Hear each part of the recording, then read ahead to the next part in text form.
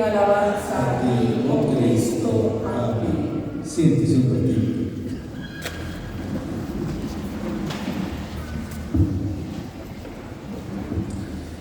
Bueno, la primera cosa, buenos días hermanos, paz y bien. Pues qué gusto ver, ¿verdad? Bastantes personas ahora en esta misa de 9, porque estábamos prácticamente queriéndola cerrar. Ya mirábamos que íbamos en picada, ¿verdad? Cada vez más, menos, pero da gusto ver que nos volvemos a congregar en torno a la palabra. El tema central de este domingo es el tema del anuncio de la buena noticia a través del reino de Dios. Es interesante, a veces uno piensa que la palabra de Dios, la buena noticia, es solamente un término cristiano. De hecho, la palabra evangelio ya existía también dentro de las culturas paganas, especialmente dentro de aquellas grandes culturas como los romanos, los griegos y otros, que cuando un emperador o un rey tenía que proclamar un edicto y tenía que decir algo, digamos, a la comunidad, a la nación, entonces ellos le llamaban la buena nueva, la noticia.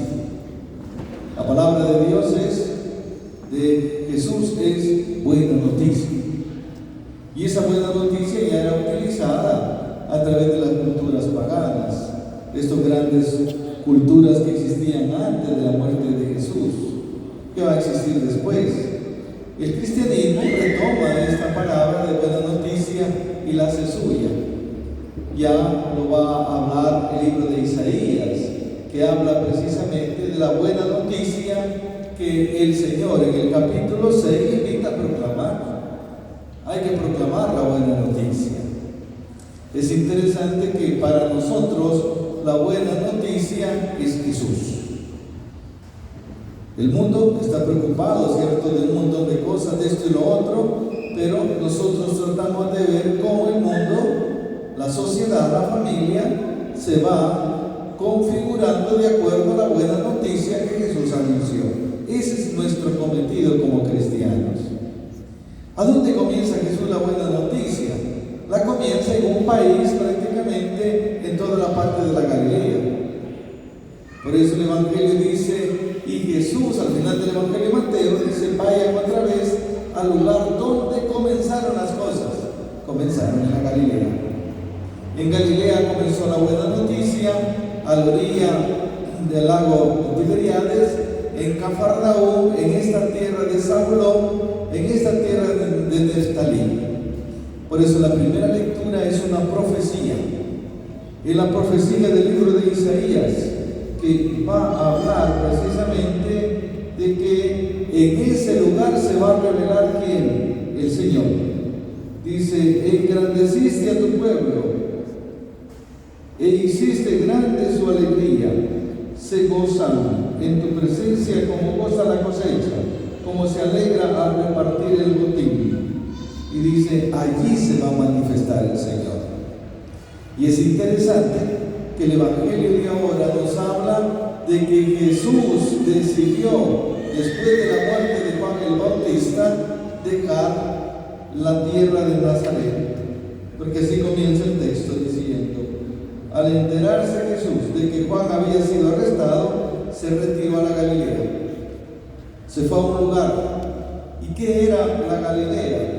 Dejando el pueblo de Nazaret y se fue a vivir a Cafarnaúm. Y allí va a proclamar la buena noticia, imagínense ustedes. Es interesante que Cafarnaúm, todas estas ciudades de por ahí eran llamadas el camino del mar, ¿verdad? Era la vía maris, que se le llamaba. La vía maris, es decir, la vía del mar. Y era el lugar en donde había el comercio entre la ciudad de Damasco y las ciudades de Cafarnaúm. Era un camino de comercio, era la frontera, podríamos decir nosotros.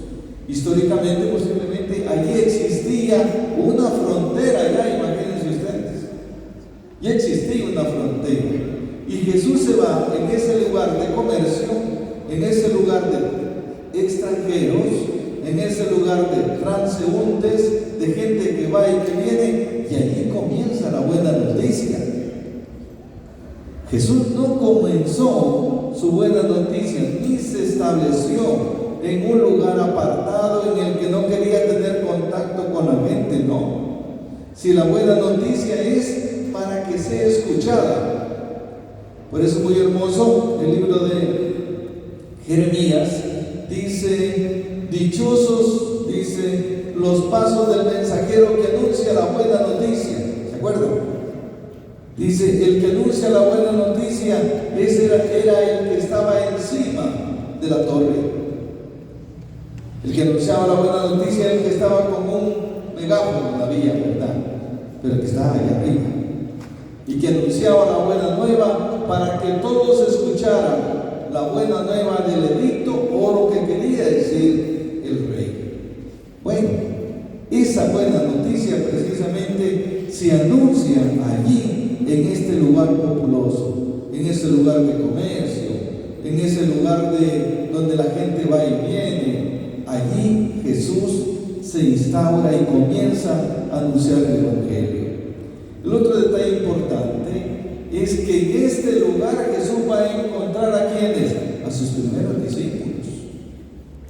Y es interesante que caminando por las riberas del río, del mar de Galilea, dice que fue encontrando. Desde entonces él comenzó a predicar diciendo, conviértanse porque está cerca el reino de los cielos. No llama a los que ya están convertidos,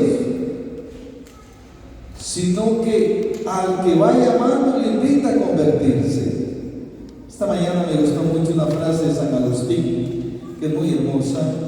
Dice San Agustín, Dios no llama a los convertidos. Dios nos elige para que nosotros entremos en un camino de conversión. Dios no nos ha llamado porque ya estamos hechos. No, Dios me eligió, me llamó para que yo entre en ese camino de conversión y empiece a conocer su amor y su misericordia. Dios me abre las puertas del camino. Por eso el texto de ahora, conviértanse, porque el reino de los cielos ya está cerca. Y luego cuando estamos hablando del reino de los cielos, no es el reino de los cielos que está lejos. Estamos hablando del reino de Dios, porque los judíos tenían miedo de hablar de Dios. Tenían que hablar con una palabra que lo nombrara a Él, pero que no le dijera. Por eso dicen el reino de los cielos. Estamos hablando el reino de Dios. El texto de Mateo tiene otro pasaje muy hermoso. Cuando llamó a Mateo, ¿se acuerdan ustedes? Llamó a Mateo, que estaba en él cobrando los impuestos. Y es interesante que cuando estaba cobrando los impuestos, Jesús la primera cosa que le dice, ve, sígueme. Le está diciendo, seguime. Y como consecuencia, deja aquello que te ata. Deja aquello que te detiene. Deja aquello que se ha convertido en lo que te impide caminar. Por eso, después que Jesús ha anunciado el reino de Dios, dice que el reino está cerca. Dice, cuando caminaba por la orilla, encontró a Simón, llamado pues Pedro, y después a Andrés. Y les da una consigna: miren, vénganse conmigo, y aquí en adelante ustedes van a ser pescadores de hombres. La primera cosa es que Jesús los llama para que ellos caminen con Él, se encuentren, etcétera, y luego que sigan echando las redes, pero al modo de Dios. No creemos que cuando Dios lo llama a uno tiene que dejar su trabajo. No, René tendría que ser René. Hermano Isabel, cada uno de nosotros con esa profesión, con eso que usted hace, está llamado a tirar las redes, pero dentro de eso que usted hace, está llamado a convertirse. Por eso, Dios nos llama porque nosotros ya tengamos todo preparado, incluso en la vida religiosa, en la vida sacerdotal. Dios te llama no porque ya tengas todas las cualidades. Dios te llama para que forjarte de las cualidades en el servicio que vas a prestar. Por eso es un horror cuando dice la gente, mire, yo no acepto, yo no voy a prestar este servicio, esto y lo otro, porque yo no sé nada. Mateo estaba en Gallo, era un hombre preparado, pero no tenía la preparación espiritual del Evangelio. Y de igual manera Santiago y Juan, que son los últimos que llaman, al final ellos tienen que dejar algo para poder ponerse al servicio de Dios. Tener la buena disposición, tener el buen deseo, salir adelante. Señor, vamos a seguirte. No sabemos todo, pero caminamos contigo para ir a esa consigna. ¿Cuál es la consigna? Conviértanse, que el reino de Dios está cerca. Imagínense ustedes en una frontera. Esto llama la atención. Jesús en una frontera, en un camino de transeúntes, empieza a predicar eso. Conviértanse. Jesús llama a los discípulos para que ellos lo acompañen en ese camino del anuncio de la buena noticia. La gran dificultad, cuando entramos nosotros en el camino del Señor, la encontramos nosotros en la carta a los Corintios. Ustedes saben que San Pablo, hacia el año 50, posiblemente la primera carta fue escrita el año 35, la otra el año 50, y existe otra carta de los Corintios que es del Papa Clemente. Tenemos 3 cartas, pero estamos refiriéndonos a la carta de Pablo. Y es interesante que Pablo, al hablar precisamente de la comunidad, se da cuenta que hay una dificultad. Es que la gente se ha dividido. ¿Y por qué se han dividido? Porque creen que la palabra de Dios los ha dividido, porque yo soy de Apolo, yo soy de Pedro, yo soy de este, soy del otro. Y miren, Pablo viene claro y le dice, miren, ustedes no son de ninguno de ellos. El único Señor que tenemos nosotros y a quien pertenecemos es a Jesucristo. Imagínense ustedes que se pusieran a dividirnos, ¿no? No, pues yo soy de este partido, yo soy del otro, yo soy del otro, del otro. No, como cristianos somos de la verdad, del Evangelio, de la justicia. A eso le apuntamos nosotros. Le apuntamos a la rectitud. Le apuntamos nosotros que somos seguidores de Jesucristo. A Él le apuntamos. Por eso Pablo en la segunda lectura es bien claro y dice de la siguiente manera: por lo demás, dice, no me envió Cristo a bautizar, sino a predicar el Evangelio. Volvemos al Evangelio. El que ha aceptado la buena noticia no puede dividir la iglesia. No puede dividir, fíjese bien, ni meter la división en las relaciones humanas, en el trato, con las amistades, con los amigos, en el trabajo. No puede dividir. Está la famosa frase de los romanos también que decía: divide y vencerás. Lastimosamente, el mundo en el que nosotros vivimos es maquiavélico. Dividimos, engañamos, mentimos, nos corrompemos. ¿Para qué? Para que no se pueda ver la verdad. Pero es importante que en el camino del Señor es ir dejando aquellas redes que ya no nos sirven y a ir tirando las redes que realmente las podemos ocupar. Y termina diciendo San Pablo, dice, y eso, no con sabiduría de palabras, para hacer ineficaz la cruz de Cristo. No se dividan, porque la cruz de Cristo no está dividida. La cruz de Cristo es fuente de unidad para nosotros los cristianos y en el anuncio de la buena noticia. Es interesante, termino con este testimonio. En la época de San Francisco existían algunos que querían precisamente entrar en la iglesia y predicar el Evangelio. Estamos en el Evangelio. Estaban los cátaros, estaban los albigenses, estaban los pardos, estaban los humillados, los piadosos. Toda esta serie de grupos estaban que querían proclamar el Evangelio porque se había perdido el Evangelio. Pero había una dificultad. ¿Cuál era? Que querían hacerlo al estilo de las herejías que había en la época. Y además en contra de la iglesia. Quería predicar el evangelio, pero en contra de la iglesia. La unidad, la comunión y la relación con la iglesia la perdían totalmente, porque eran siempre en contra. ¿Cuál fue el detalle de Francisco de Asís? Que predica el evangelio, la buena noticia, pero dentro de la iglesia.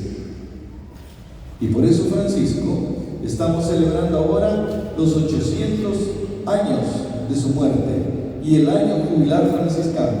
Y hasta ahora Francisco, un hombre que casi pasó desapercibido, sigue siendo punto de referencia, porque la iglesia le enseñó con el testimonio que había que volver ¿a dónde? A la buena noticia. Hermanos, ¿cuántas veces hemos dejado la buena noticia y nos hemos quedado en cositas pequeñas? Miren, el rosario, el Vía Crucis, las oraciones de piedad, el encuentro con el Santísimo, el encuentro con la comunidad, tienen que hacernos volver al Evangelio. Acuérdense de esto, porque el Evangelio es nuestro punto de partida, que nos invita domingo a domingo a entrar en un camino de conversión permanente. Francisco diría: a vivir una vida de penitencia permanentemente. Siempre tenemos que estar en esa lucha. Cuando usted sienta que se acomodó, sacúdase el polvo como las gallinas. Sacúdase, que no se le pegue el polvo. Sacúdese los calcetines, sacúdese la ropa y diga: no, que yo estoy regando, yo me estoy yendo por aquí, y se me está torciendo el camino, he perdido el gusto con Dios, ya no voy a la iglesia. Hombre, hace rato que no voy a volver a hacerlo asiduamente con Él. He perdido el encuentro con la confesión, ya me acomodé a vivir yo con mi tanatada de pecado. Y uno es bandido, ¿no creen? Así como uno es vicioso en otras áreas, también uno es vicioso en esa dificultad de reconocer sus errores. Por eso uno de los dones del Espíritu Santo es el temor del Señor. Hay que perderlo.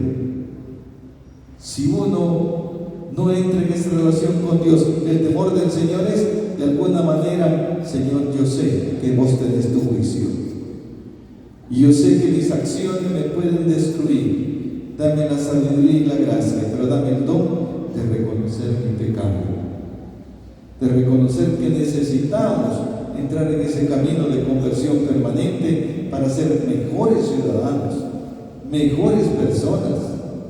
Cuando entramos en eso, empezamos a descubrir que nosotros acogemos la buena noticia, el reino de Dios. Este domingo nos hacemos una pregunta: ¿qué me hace falta para acoger el reino de Dios?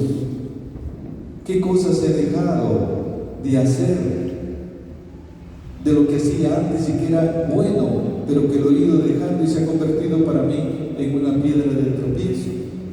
Y recuérdese, el Señor lo llamó a usted y lo eligió.